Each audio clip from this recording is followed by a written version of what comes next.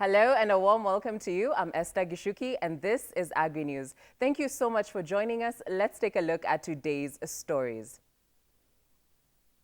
President Uhuru Kenyatta has inspected a guard of honor after touring a number of stands ahead of the official opening of this year's Mombasa Agricultural and Trade Fair show.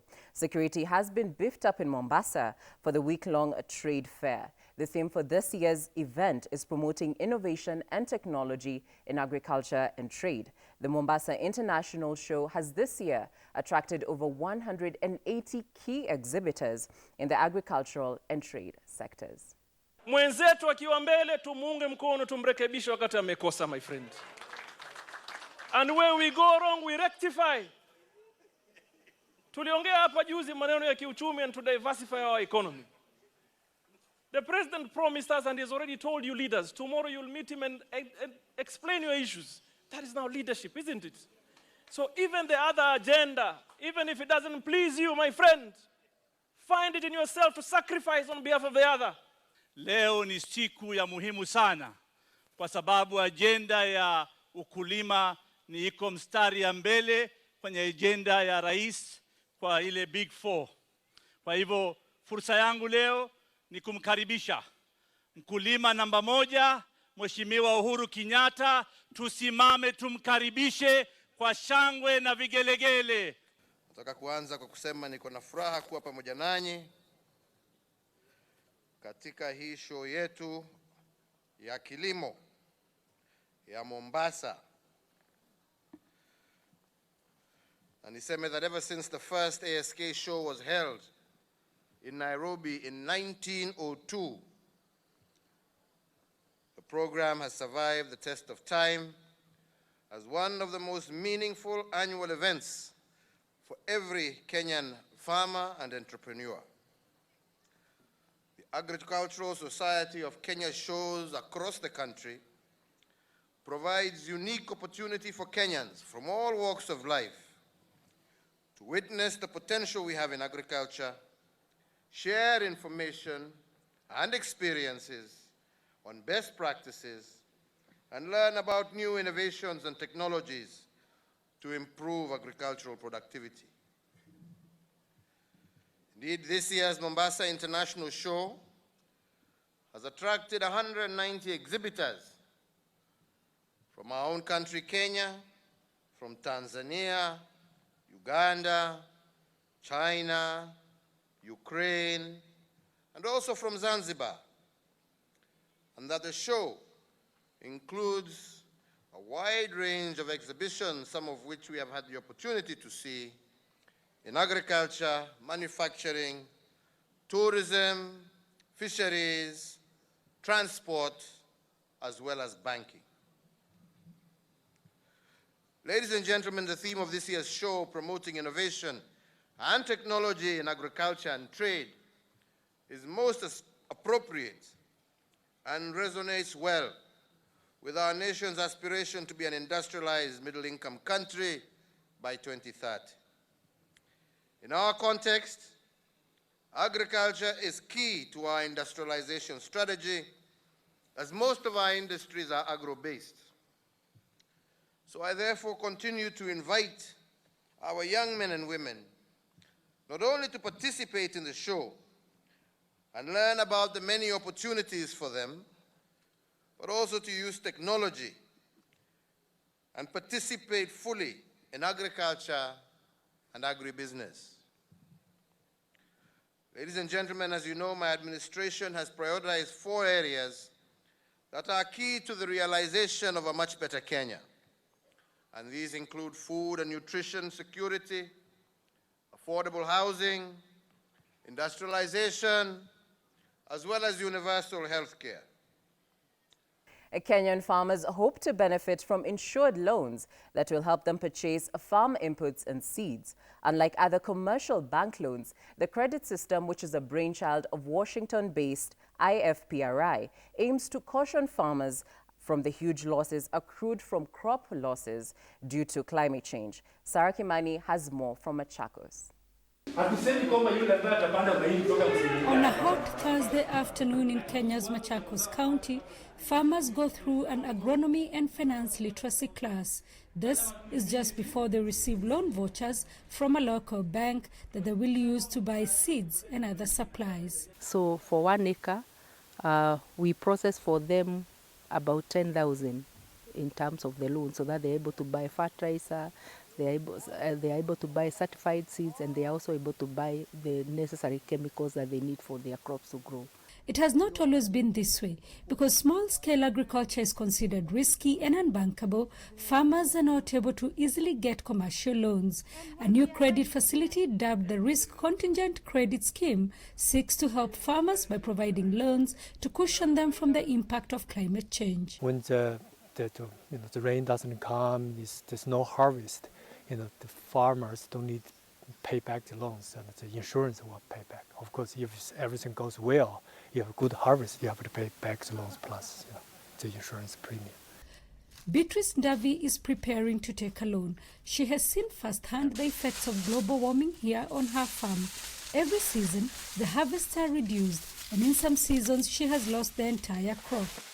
Most of the farmers in Machakos County, they have a challenge of drought, because when there is a drought, we don't get enough food for our families. Kenyan government estimates that during the previous 4 droughts between 2008 and 2011, the country lost $12.1 billion. The new loan scheme was first piloted in 2017 when a drought hit the area. Beatrice benefited. That and the agronomy classes have gone a long way in helping farmers like her adapt to the effects of global warming. Before the bank started giving us loans, I can say that production was very low because we were just using, let's say, the manure alone. But when we started applying these artificial fertilizers, now there has been improvement in the production.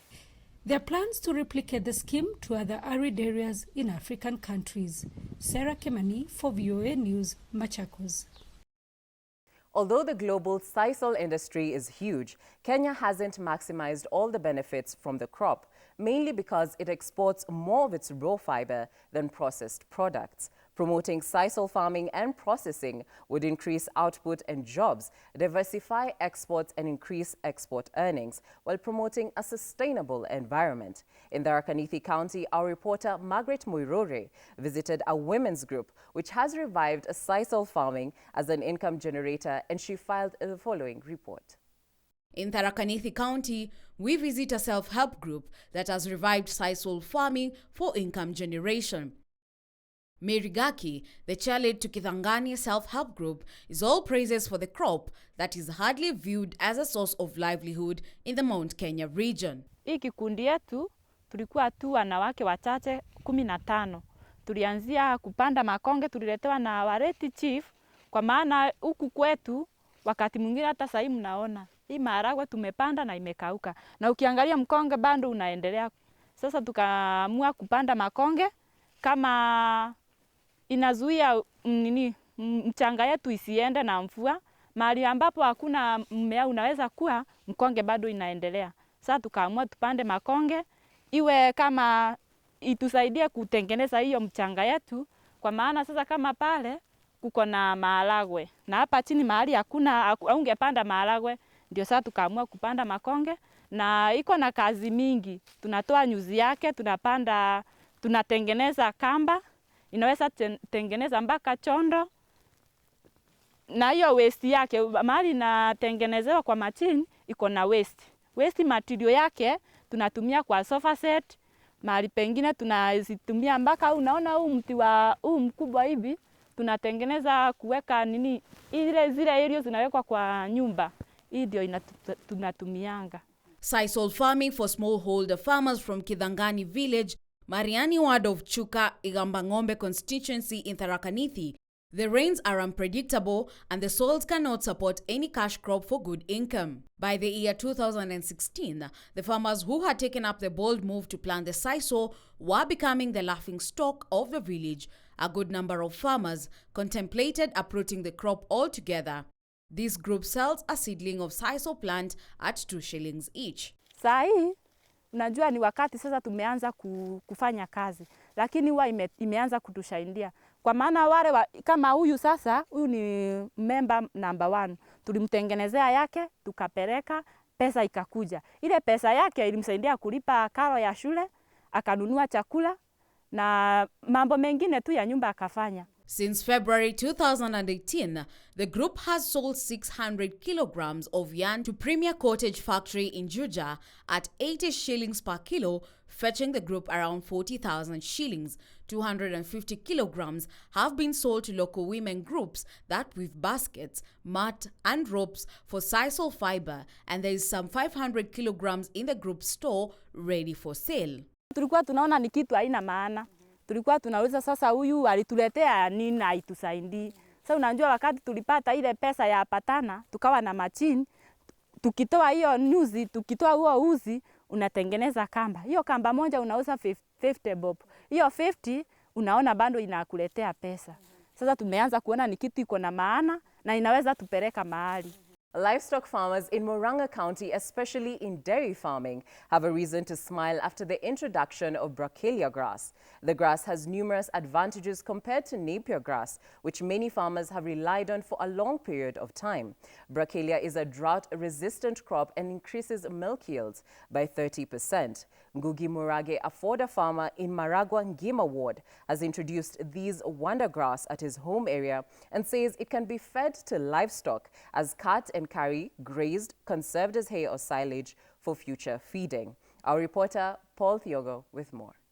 Milk production across the country is estimated to be between 1,300 kilograms to 4,575 kilograms per cow per year from the various dairy breeds. This variation in production is attributed by availability of high-quality feeds, difference in animal breeds in the production system, which in turn is influenced by agroecological zones. I've not been brought up in the rural setting, So telling me every day I'll come dig the farm, to me it's a big challenge.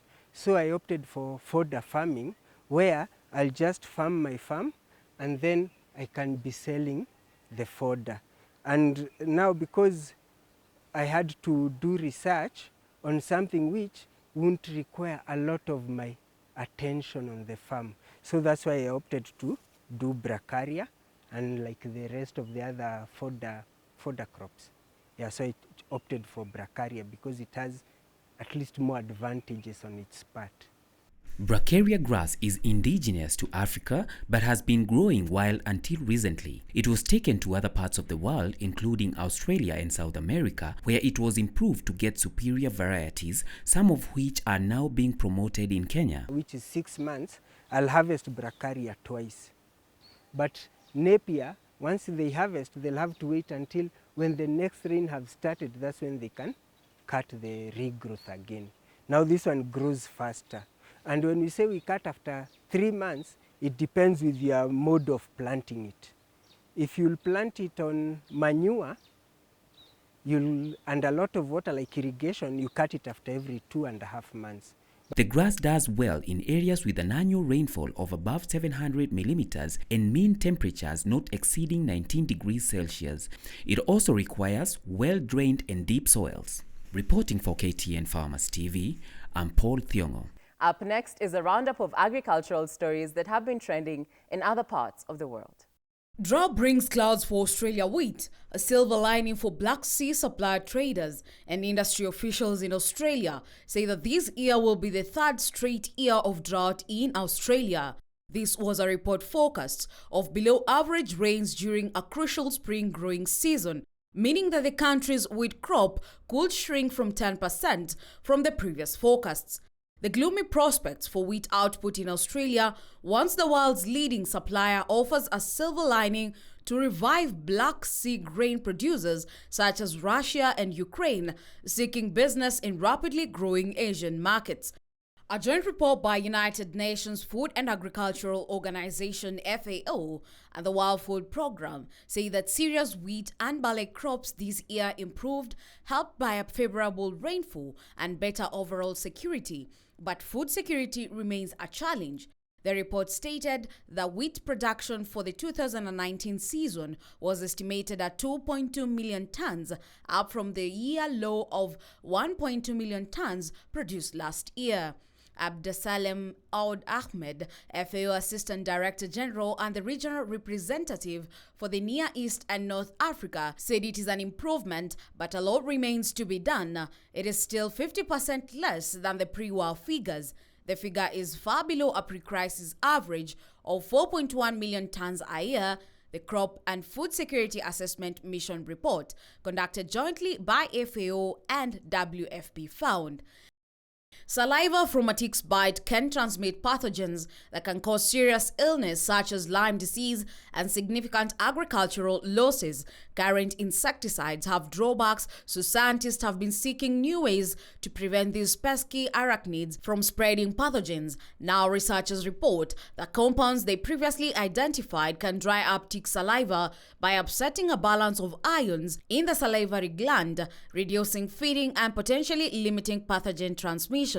The researchers will present their results at the American Chemical Society Fall 2019 National Meeting and Exposition. Daniel Swale, a PhD holder, the project's principal investigator, says that Lyme disease is exploding in the northern eastern. Most methods used to kill ticks in the agricultural sector involve the use of neurotoxic insecticides, but it is difficult to effectively use the insecticides to control ticks in residential areas. On today's segment of Sauti ya Mkulima, we feature fish farmers in Kilifi County who hope to benefit from ocean fish farming.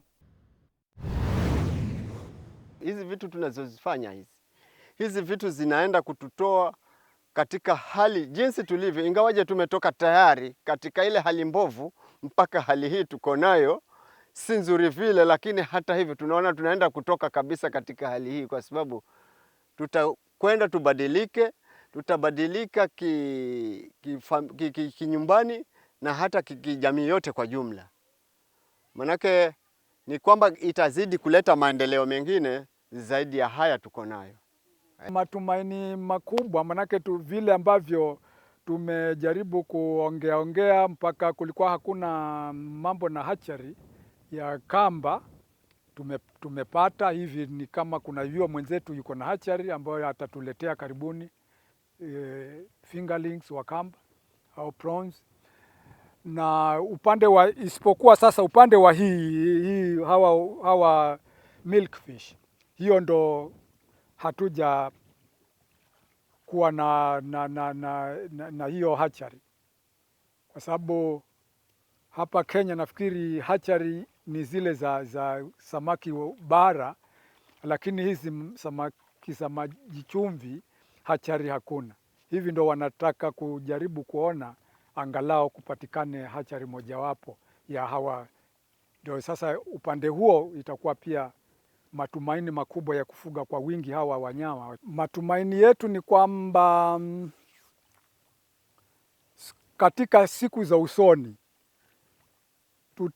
tutaweza kupanua zaidi, manake hata hivi tulikuwa vile vijiti ambavyo unaona kule, ile ni bao ambao tumelipima ambao linataka lichimbwe, kwa sababu prawns tunajua tunaweza tupate sasa mahali, ndio tunataka kuongeza hizo ili ile harvest iwe juu zaidi, iwe kila mmoja anaweza awe anapata kipato cha kujistiri vizuri. Now let's look at how different agricultural commodities are performing in different markets across the country.